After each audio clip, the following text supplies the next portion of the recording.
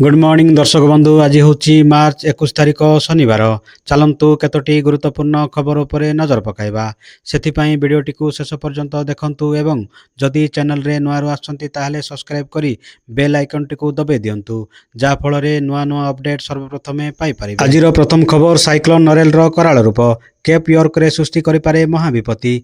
कोराल सागर रे सृष्टि होइतिबा भयंकर सामुद्रिक झड़ नरेल वर्तमान कैटेगरी 5 रूप नहीं क्वींसलैंड उपकूल आड़कू माड़ी आसुची। एही बात्या वर्तमान कुकटाउन ठारू प्राय 350 किलोमीटर दूर रे केंद्रीभूत रही। बात्यार केन्द्रस्थल रे पवनर स्थिर बेग घंटा प्रति 205 किलोमीटर रही बेले झटका पवनर बेग 285 किलोमीटर पर्यंत पहुंचुची। यह घंटा प्रति 26 किलोमीटर बेगरे केप यर्क आड़कू बढ़ुची। शुक्रवार सकाळे यह लॉकहार्ट रिवर एवं केप मेलभिल मध्य स्थलभाग अतिक्रम करिवार संभावना अछि। स्थलभाग छुईबा बेले यार तीव्रता सामान्य कमी कैटेगरी 4 रही पारे बोली सूचना मिली। परवर्ती खबर तेल गैस नुहे इंटरनेट रे भी ब्रेक लगाइबो ईरान। मध्यप्राच्य रे चलितिबा युद्ध एबे एक नुआ चिंता सृष्टि करिछि। ईरान हमुर्ज प्रणाली देई आसुतिबा शक्ति जोगाण को अवरोध करी विश्वव्यापी तैल एवं गैस संकट सृष्टि करिछि। वर्तमान एही समान रास्ता दे जाउतिबा समुद्र तल इंटरनेट केबल मध्य विपद रे अछि। जदि एगुड़िक क्षतिग्रस्त हुए तेबे विश्वव्यापी इंटरनेट बाधाप्राप्त होई पारे।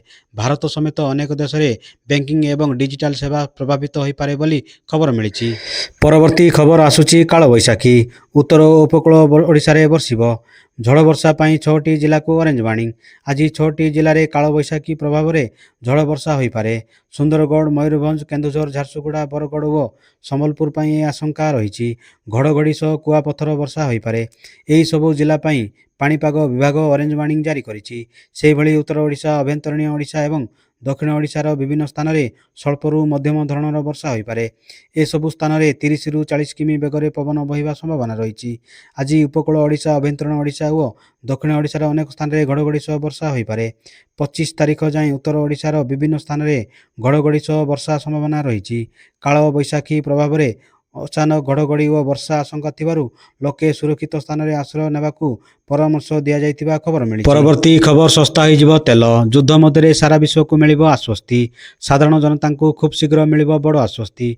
अंतर्जातीय बजार में अशोधित तैल दर खूब शीघ्र ह्रास पाई पारे। रिपोर्ट अनुसार अमेरिका खूब शीघ्र ईरान तेल उपरे कटकणा प्रत्याहार करिपारे, जहाद्वारा अशोधित तैलर जोगाण वृद्धि पाइब एवं ग्राहक मानक आश्वस्ति मिलिब। अमेरिकार ट्रेजरी सचिव स्कॉट बेसेंट कहिसंती अमेरिका शीघ्र ईरान तेल उपरे लागू होइतिबा कटकणा प्रत्याहार करिपारे। एही तेल वर्तमान टैंकर रे फसी रहिछि एवं कटकणा प्रत्याहार विश्व जोगाण को वृद्धि करिबारे एवं मूल्य ह्रास करिबारे साहाय्य करिबो बोली खबर मिलिछि। परवर्ती खबर कंगना को चखना चटनी कहिले पप्पू यादव।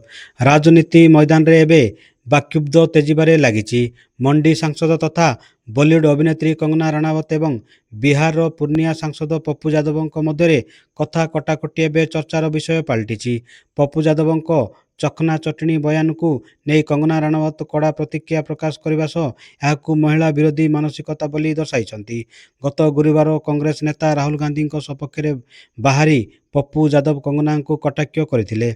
से कहिथिले इग्नोर करंतु ना कंगना चखना एमाने तो सबू चटनी सदृश। यही शब्द प्रयोग को नहीं एबे विवाद मुंड टेकिछि बोली सूचना मिली। परवर्ती खबर कलिंगा माली रे अंगारकाम्ल निर्गम को अधा ह्रास करिछि वेदांत आलुमिनियम। ईबी लडर नियोजित द्वारा मिली सफलता। भारतर सर्वबृहत आलुमिनियम उत्पादक वेदांत आलुमिनियम यार कलिंगा माली बक्साइट खनि रे वैद्युतिक जान बा ईवी लडर नियोजित करी डिकार्बनाइजेशन माइल खुंट हासिल करिछि, जहार यार लडिंग कार्यकलापरू 50% अंगारकाम्ल निर्गम ह्रास करिपारिछि। 2050 मसीहा सुधा मोट शून्य अंगारकाम्ल निर्गम दिगरे कंपानीर यात्रा रे यह एक गुरुत्वपूर्ण पदक्षेप एवं यही परिवर्तन द्वारा अधा लोडिंग व्यवस्था डीजेल रु विद्युत को स्थानांतर होइछि। अंगारकाम्ल निर्गम घंटा प्रति 120 किलोमीटर ह्रास पाइछि, जहाँ स्वच्छ एवं ଅଧିକ ଦକ୍ଷ ଖନନରେ ଯଥେଷ୍ଟ ଯୋଗଦାନ ଦେଇଥିବା ସୂଚନା ମିଳିଛି। ପରବର୍ତ୍ତୀ ଖବର, ନିର୍ବାଚନ ପରେ ମହଙ୍ଗା ହେବ ପେଟ୍ରୋଲ ଓ ଡିଜେଲ। ଇରାନ ପକ୍ଷରୁ ବିଭିନ୍ନ ଉପସାଗରୀୟ ଦେଶଗୁଡ଼ିକର ତୈଳ ଏବଂ ଗ୍ୟାସ ଠିକଣାରେ ନୂଆ ଆକ୍ରମଣ ପରେ ଆନ୍ତର୍ଜାତୀୟ ବଜାରରେ ଅଶୋଧିତ ତୈଳ ଏବଂ ପ୍ରାକୃତିକ ଗ୍ୟାସ ଦରରେ 30% ପର୍ଯ୍ୟନ୍ତ ବୃଦ୍ଧି ଘଟିଛି। ଯୁଦ୍ଧ ଆରମ୍ଭ ହେବା ପରଠାରୁ ଭାରତରେ କ୍ରୁଡ୍ ଦର ପ୍ରାୟ 2 ଗୁଣା ହୋଇ $146 ପହଞ୍ଚି ଯାଇଛି, ଯାହାକି ଯୁଦ୍ଧ ପୂର୍ବରୁ ଥିଲା $71। ଆନ୍ତର୍ଜାତୀୟ ବେଞ୍ଚମାର୍କ ବ୍ରେଣ୍ଟ କ୍ରୁଡ୍ ଦର $63 ତଳେ ଥିଲା, ଏହା ଏବେ $120 ମୁହାଁ। ଏସବୁ ମଧ୍ୟରେ ଆଗକୁ ଭାରତରେ ଗ୍ୟାସ ସିଲିଣ୍ଡର ଏବଂ ପେଟ୍ରୋଲ ଓ ଡିଜେଲ ଦର ବଢ଼ିବା ଥୟ। ନିର୍ବାଚନର ତୁରନ୍ତ ବାଦ ମହଙ୍ଗା ହୋଇପାରେ ଇନ୍ଧନ ବୋଲି ବିଶେଷ ସୂତ୍ରରୁ ଜଣାପଡ଼ିଛି। ପରବର୍ତ୍ତୀ ଖବର, 6 ବର୍ଷ ପରେ ଭାରତ ଚାଇନା ସୀମାରେ ବଡ଼ ହଲଚଲ, ହୋଇପାରେ ଯୁଦ୍ଧ। ଭାରତ ଏବଂ ଚାଇନା ମଧ୍ୟରେ ବାଣିଜ୍ୟ ସମ୍ପର୍କିତ ଏକ ନୂତନ ସୂଚନା ସାମ୍ନାକୁ ଆସିଛି। ଉଭୟ ଦେଶ ଉତ୍ତରାଖଣ୍ଡ ଲିପୁଲେଖ ସୀମାକୁ ପୁନର୍ବାର ଖୋଲିବାକୁ ନିଷ୍ପତ୍ତି ନେଇଛନ୍ତି, ଯାହା ଗତ 6 ବର୍ଷ ଧରି ବନ୍ଦ ରହିଛି। କୋଭିଡ୍-19 ମହାମାରୀ ଏବଂ 2020 ମସିହାର ଗାଲୱାନ ଉପତ୍ୟକାରେ ହୋଇଥିବା ସିଂହାତ୍ମକ ସଂଘର୍ଷ ପରେ ଏହି ମାର୍ଗ ଦେଇ ବାଣିଜ୍ୟ ଏବଂ ସୀମା ମଧ୍ୟସ୍ଥିତ ରଖାଯାଇଥିଲା। କିନ୍ତୁ ଏହି ଶତାବ୍ଦୀ ପୁରୁଣା ପଥ ଏବେ ପୁଣି ଥରେ ଖୋଲିବାକୁ ଯାଉଛି। ଆଶା କରାଯାଉଛି ଯେ ଜୁନ୍ ମାସରେ ସୀମା ଖୋଲିବ, ଯାହା ପରେ ଭାରତ ଏବଂ ଚୀନ ମଧ୍ୟରେ ବାଣିଜ୍ୟ ପୁନଃ ଆରମ୍ଭ ପାଇଁ ପଥ ପ୍ରସ୍ତର ହେବ ବୋଲି ସୂଚନା ମିଳିଛି। ପରବର୍ତ୍ତୀ ଖବର, ଯୁଦ୍ଧ ଭିତରେ ଖସିଲା ସୁନା ଦର। 1.5 ଲକ୍ଷରୁ ତଳକୁ ଖସିଲା ଭରିଏ ସୁନାର ମୂଲ୍ୟ। ଖସିଲା ସୁନା ରୂପା ଦର। ସପ୍ତାହକ ମଧ୍ୟରେ 20,000 ଟଙ୍କା ଖସିଲାଣି ସୁନା ଦର। 1.5 ଲକ୍ଷରୁ ତଳକୁ ଖସିଲା ଭରିଏ ସୁନାର ମୂଲ୍ୟ। ଭୁବନେଶ୍ୱରରେ 22 କ୍ୟାରେଟ୍ ସୁନା 10 ଗ୍ରାମକୁ 1,37,750 ଟଙ୍କା। ସପ୍ତାହ ଭିତରେ ସୁନାର ଦର କମିଲାଣି 20,000। ରୂପା କିଲୋ 2,30,000କୁ ହ୍ରାସ। 5 ଦିନ ଧରି ହ୍ରାସ ପାଉଥିବା ସୁନା ମୂଲ୍ୟ 17 ମାର୍ଚ୍ଚରେ ସାମାନ୍ୟ ବୃଦ୍ଧି ପାଇଥିଲା, କିନ୍ତୁ 18 ମାର୍ଚ୍ଚରେ ପୁଣି ହ୍ରାସ ପାଇଥିଲା। ଜାନୁଆରୀ 29 ତାରିଖରେ ସୁନା ମୂଲ୍ୟ ସର୍ବକାଳୀନ ସର୍ବୋଚ୍ଚ ରେକର୍ଡ ପହଞ୍ଚିଥିଲା। ବର୍ତ୍ତମାନ ସେହି ଦିନ ତୁଳନାରେ ମୂଲ୍ୟ ବହୁତ ହ୍ରାସ ପାଇଛି। ସେତେବେଳେ 24 କ୍ୟାରେଟ୍ ସୁନାର ମୂଲ୍ୟ 1,68,850 ଟଙ୍କା ଥିଲାବେଳେ, କିନ୍ତୁ ଏବେ ଏହା 1,57,750 ଟଙ୍କା ହ୍ରାସ ପାଇଛି, ଅର୍ଥାତ୍ 21,100 ଟଙ୍କା ହ୍ରାସ ପାଇଥିବା ସୂଚନା ମିଳିଛି। ପରବର୍ତ୍ତୀ ଖବର, ଏଆଇ ଶିକ୍ଷାକୁ ମିଳିବ ଉଡ଼ାଣ। କଲେଜରେ ଆରମ୍ଭ ହେବ ଏଆଇ ଫର୍ ଅଲ୍ ପାଠ୍ୟକ୍ରମ। ଏଆଇ ଶିକ୍ଷାକୁ ମିଳିବ ଉଡ଼ାଣ। କଲେଜରେ ଆରମ୍ଭ ହେବ ଏଆଇ ଶିକ୍ଷା। ଉଚ୍ଚ ଶିକ୍ଷାନୁଷ୍ଠାନରେ ଆରମ୍ଭ ହେବ ଏଆଇ ଫର୍ ଅଲ୍ ପାଠ୍ୟକ୍ରମ। ରମାଦେବୀ ବିଶ୍ୱବିଦ୍ୟାଳୟରେ AI and robotics centre of excellence ଖୋଲାଯାଇଛି। ଓଡ଼ିଶା ଷ୍ଟେଟ୍ ଓପନ୍ ୟୁନିଭର୍ସିଟି ସମ୍ବଲପୁରରେ କଳା ସ୍ନାତକୋତ୍ତର ଦ୍ୱିତୀୟ ସେମିଷ୍ଟାରରେ ଏଆଇ ପାଠ୍ୟକ୍ରମ ପଢ଼ାଯାଉଛି। ଉଚ୍ଚଶିକ୍ଷା ମନ୍ତ୍ରୀ ସୂର୍ଯ୍ୟବଂଶୀ ସୁରଜ ବିଧାନସଭାରେ ଏନେଇ ଲିଖିତ ଉତ୍ତର ରଖିଛନ୍ତି ବୋଲି ସୂଚନା ମିଳିଛି। ପରବର୍ତ୍ତୀ ଖବର, ବକେୟା ଇ ଚାଲାଣରୁ ମୁକ୍ତି। 50% ପର୍ଯ୍ୟନ୍ତ ଛାଡ଼ ଘୋଷଣା କଲେ ରାଜ୍ୟ ସରକାର। ରାଜ୍ୟରେ ବକେୟା ଥିବା ଟ୍ରାଫିକ୍ ଚାଲାଣଗୁଡ଼ିକର ସମାଧାନ ସହିତ ଗାଡ଼ି ଚାଳକଙ୍କୁ ଆଶ୍ୱସ୍ତି ପ୍ରଦାନ କରିବା ପାଇଁ ଏକ ବଡ଼ ନିଷ୍ପତ୍ତି ନିଆଯାଇଛି।